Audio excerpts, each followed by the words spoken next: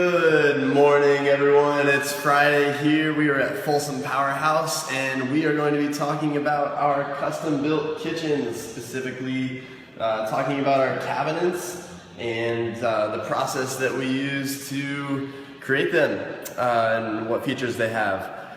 Just a reminder, this is a Facebook Live video, so share it if you know someone that's looking to get a custom-built kitchen that is interested in our kitchens or is just interested in the whole kitchen experience.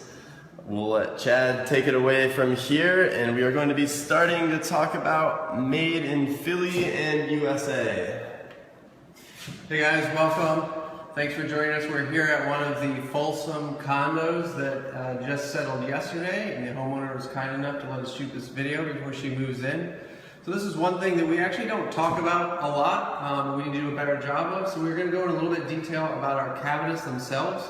We'll do a later video to get into our appliances and other finish options. We'll touch on them a little bit today, but it's mainly going to be about cabinets. So we've been making our own cabinets in Philly now for about 5 or 6 years. It started as an experiment years ago with Nick Darling's dad hand-built our first kitchen in the 2.5 beta project about 5 years ago. Since then, we've found a lot of local people to help us out making these cabinets.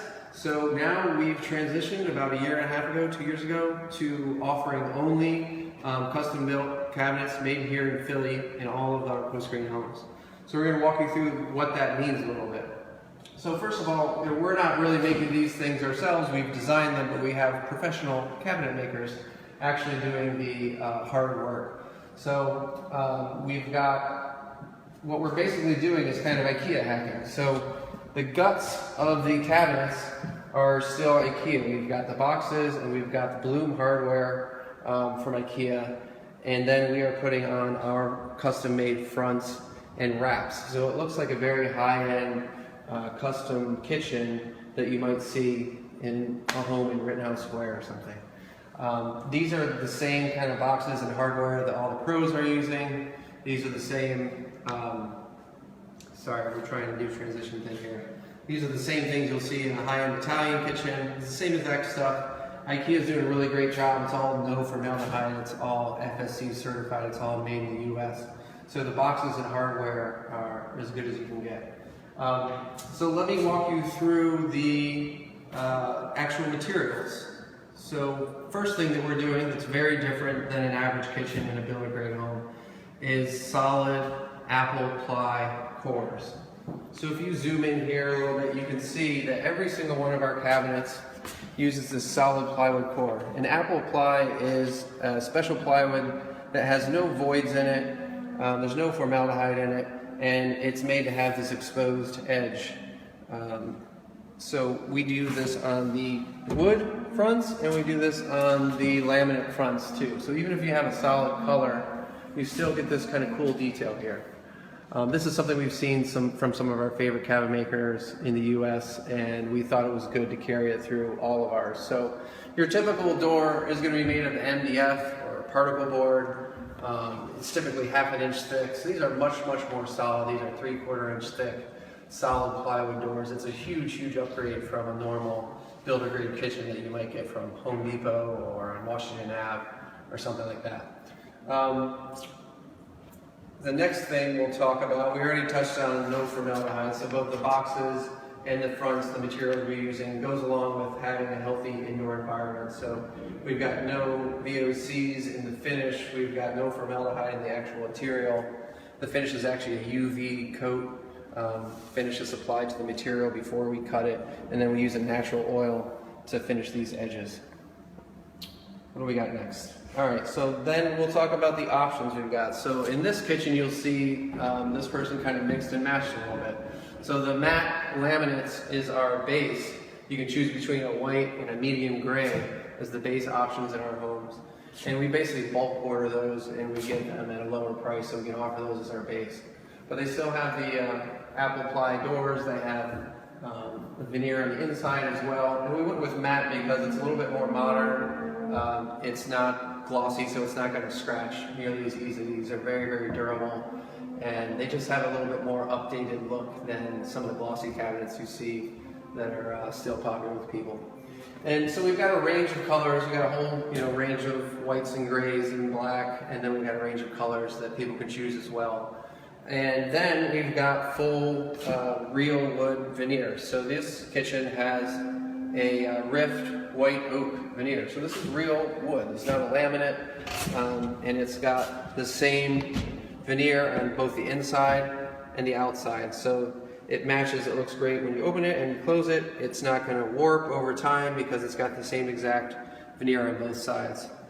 We get these made up locally and again cut and fabricated locally.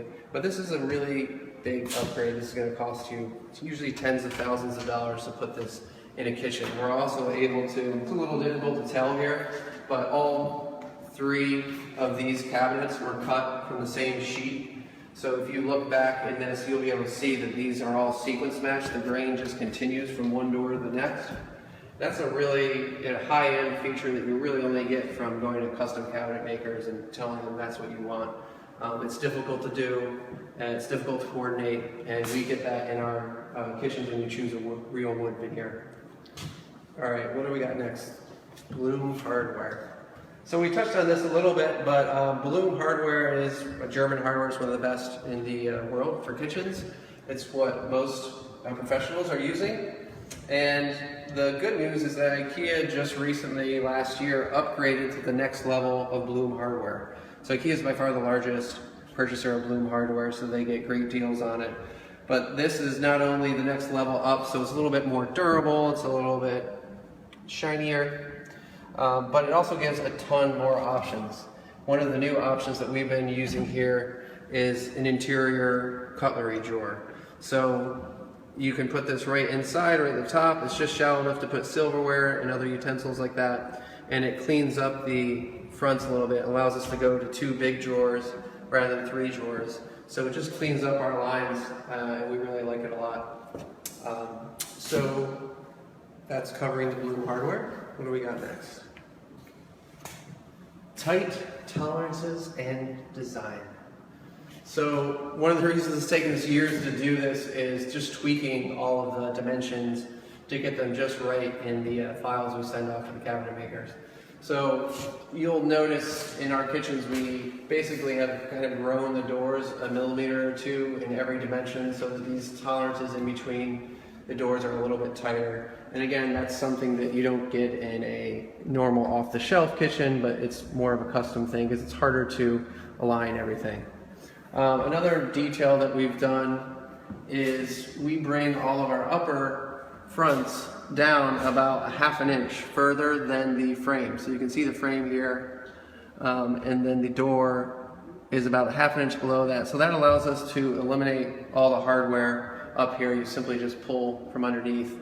That also hides an LED light. We'll use an LED light under cabinet light strip here. This one, they wanted it placed in the back, but a lot of times we place in the front, and either way, this just covers that up and makes sure it covers all the cabinet boxes.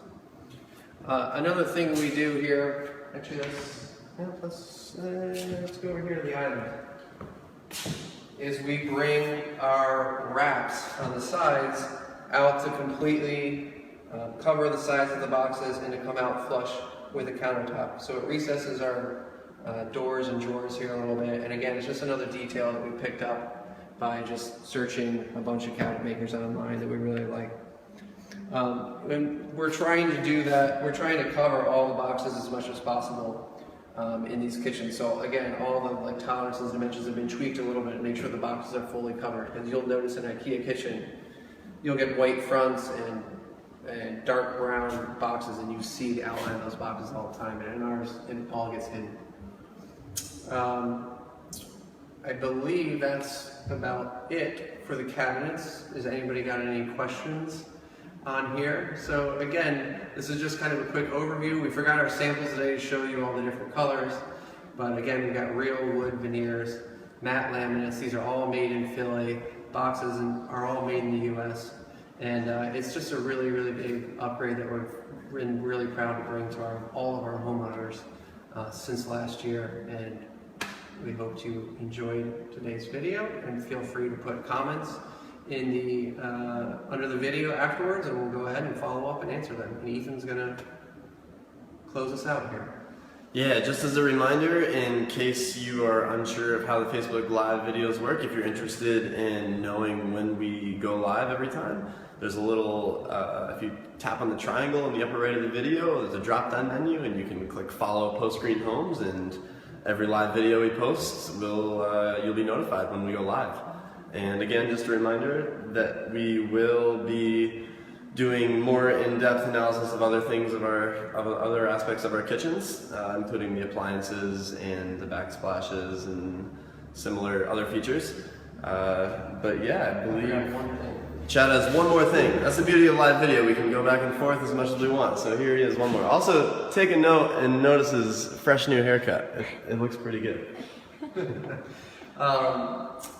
I forgot to mention this island. This is our favorite island. We've named him Roland because it's the one that we've ever built. This person bought it, and it's literally on wooden casters, and you can just roll this thing around the kitchen. It's a little bit heavy, which is good because you don't want it moving around without you wanting it, but we designed this inspired by a really tight kitchen that we lived in years ago.